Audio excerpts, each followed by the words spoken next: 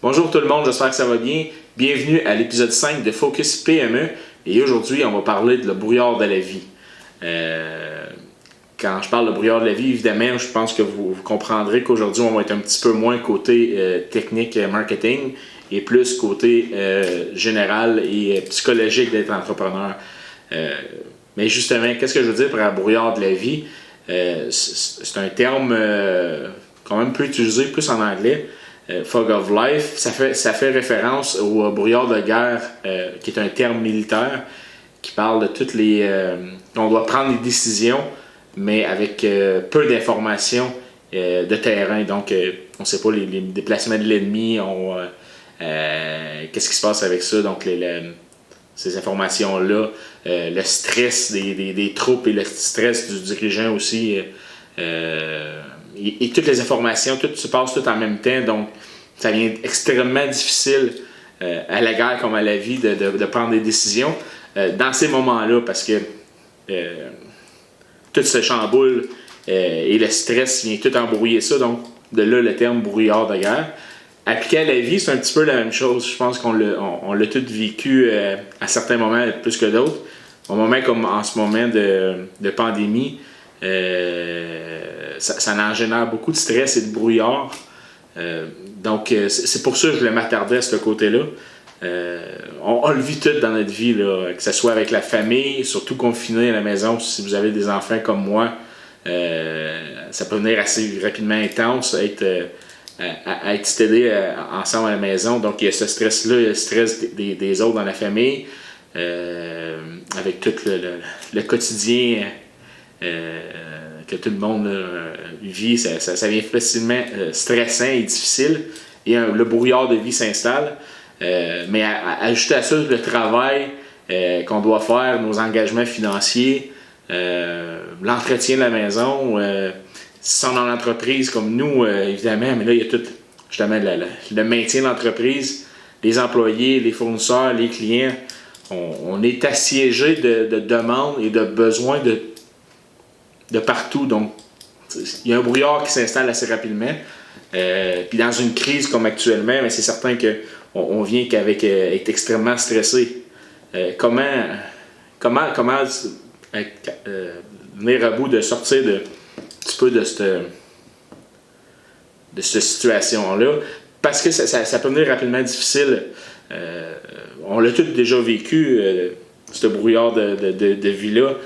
On vient tout est pas clair, tout vient mélanger dans la tête. Des fois, je sais pas pour vous, mais des fois, je viens qu'à être tellement brouillé que je sais plus quel bord aller, là, qu'est-ce que je dois prioriser et tout. Donc, ça devient difficile. Donc, justement, comment qu'on peut s'en sortir de cette situation-là? Parce que c'est une situation que quand on est dedans, c'est pas le fun. Même qu'il y en a que ça devient des tragédies. Donc, c'est important de pas rester dans cette zone-là. Mais ça peut être très difficile. Là. Je vous l'accorde, là, on le vit tout, là, que des moments de stress, des fois plus élevés que d'autres, puis des fois, ça en est plus drôle. Donc, à la base, il faut être heureux dans ce qu'on fait. Donc, il faut être capable de venir à bout de gérer cette zone de brouillard-là. Donc, comment qu'on fait? J'ai fait un petit peu de recherche, puis selon mon expérience, là, j'ai quelques points que je vais aborder avec vous. Donc, premièrement, la première chose, c'est qu'il faut focuser sur qu'est-ce qui va bien aussi. Donc, faites une liste de qu'est-ce qui va mieux dans votre vie, dans votre entreprise, qu'est-ce qui va bien, puis il faut focuser un petit peu plus là-dessus. Là.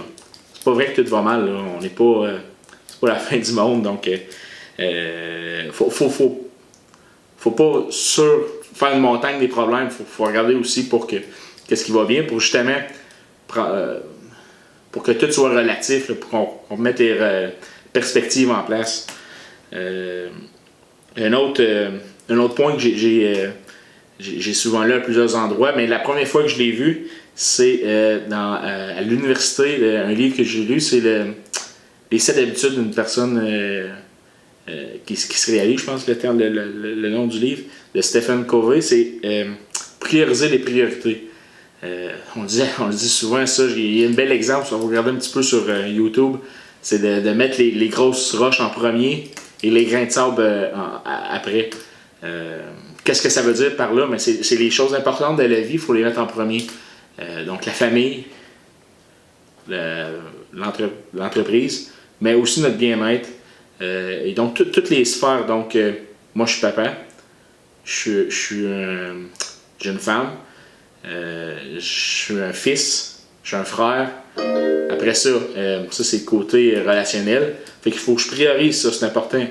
Après ça, il faut que je priorise mon entreprise, donc les employés, mes clients. Il faut y aller vraiment chaque chose en son temps, mais à la bonne place. Parce que si on s'enfarge dans des petites affaires, le rushant de la vie de tous les jours, puis qu'on focus là-dessus, parce que c'est souvent là-dessus qu'est notre attention, des fois on vient qu'à oublier les points importants. Donc c'est de focuser sur les priorités.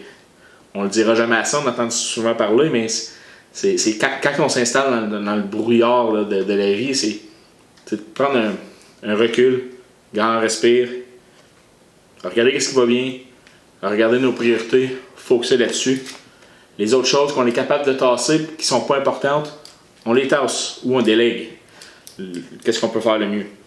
Une autre chose qu'on peut faire aussi qui est intéressant, c'est justement, moi c'est une technique que j'utilise couramment, là, c'est de purger un petit peu notre cerveau. Qu'est-ce que je veux dire par purger? C'est des fois, là, je sais pas pour vous, mais je pense que tout vrai entrepreneur, quelqu'un qui peut vraiment prétendre à dire qu'il est entrepreneur, c'est tu t'es-tu levé la nuit parce que tu étais trop stressé et il y a quelque chose qui te tournait dans la tête non-stop.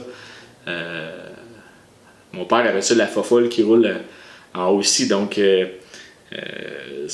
quand ça roule comme ça pour un père à dormir puis que le stress s'installe ou à d'autres moments de la journée, j'aime bien, j'ai un cahier ici puis je note tout ce qui me passe par la tête important pour l'entreprise, pour la famille, tout ça. Je prends beaucoup des notes, ça l'aide à conceptualiser. Quand je le mets là, on dirait que c'est OK, je vais pouvoir y repenser demain, je ne l'oublierai pas, ça ne va pas repartir parce que ça l'aide aussi à formuler bien ma pensée. Je ne vous dis pas en plein milieu de la nuit, vous réveillez, commencez à prendre des notes. Mais des fois, en vous réveillant le matin avec un bon café, des fois, c'est le meilleur temps pour l'écrire. Ça, je le fais souvent.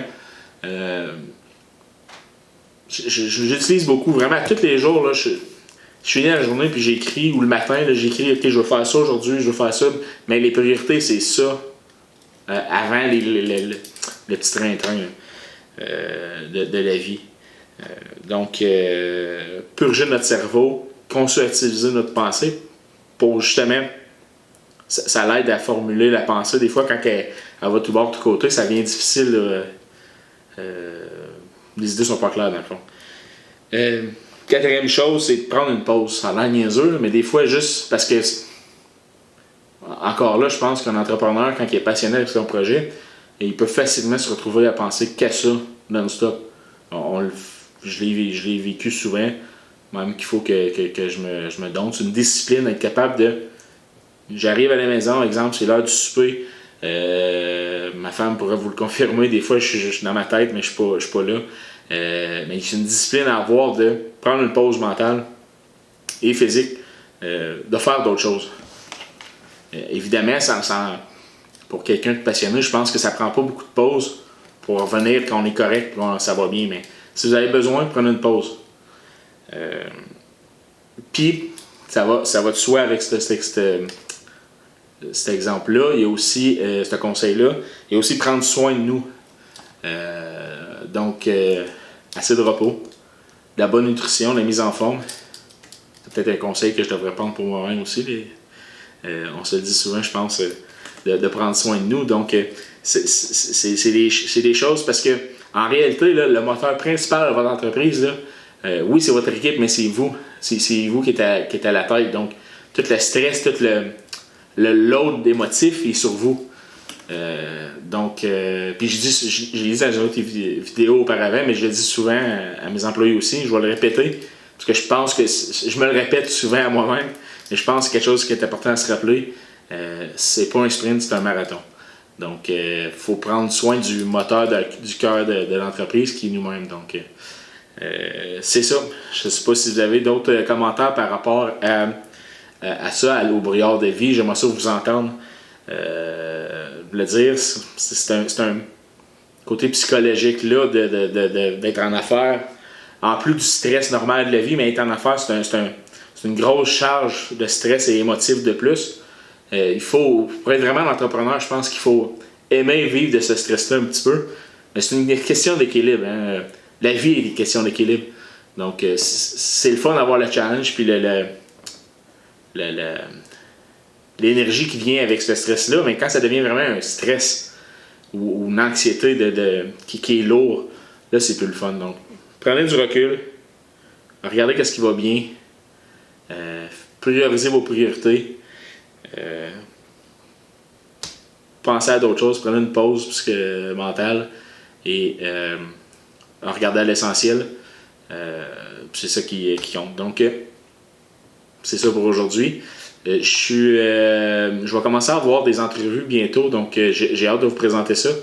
Si vous avez également des suggestions de personnes que vous aimeriez que j'interviewe, donc laissez-moi le savoir. J'ai hâte de vous présenter ça. J'ai une couple de personnes que j'ai des rendez-vous justement pour faire les interviews. J'ai vraiment hâte de vous présenter ça.